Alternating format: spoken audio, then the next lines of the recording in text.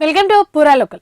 ప్రస్తుతం పాకిస్తాన్ లాక్డౌన్ అంచుల్లో ఉంది. పశ్చిమాసియాలోని ఉద్రిక్తతలు ప్రపంచ దేశాలపై తీవ్ర ఆర్థిక ప్రభావాన్ని చూపిస్తున్నాయి. ముఖ్యంగా చమురు దిగుమతులపై ఆధారపడిన దేశాల ఆర్థిక వ్యవస్థలను అతలాకుతలం చేస్తున్నాయి. ఇప్పటికే తీవ్ర ద్రవ్యోల్బణంతో బాధపడుతున్న పాకిస్తాన్ను ఈ యుద్ధం మరింత కష్టాల్లోకి నెట్టేసింది. దాయాది దేశంలో ఇప్పటికే పెట్రోల్, డీజిల్, గ్యాస్ ధరలు తారాస్థాయికి చేరుకున్నాయి. యుద్ధ పరిణామాల గురించి తాజాగా పాకిస్తాన్ ప్రధాని షహబాజ్ షరీఫ్ జాతిని ఉద్దేశించి ప్రసంగించారు.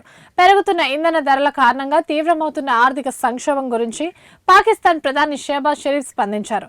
ఇంధన ధరలను నియంత్రించడానికి ప్రభుత్వం చేస్తున్న ప్రయత్నాలను ఆయన ప్రముఖంగా ప్రస్తావించారు.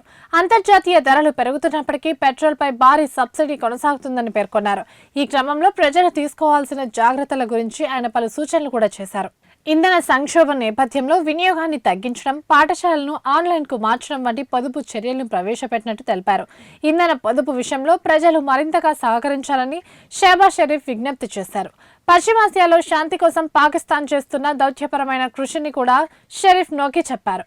చర్చలకు మధ్యవర్తిత్వం వహించడానికి ముందుకొచ్చినట్టు ఆయన తెలిపారు. అయితే ప్రస్తుత ఇంధన సంక్షోభ నేపథ్యంలో పాకిస్తాన్ లాక్డౌన్ అంచున ఉన్నట్టు పలు నివేదికలు కూడా వెల్లడిస్తున్నాయి.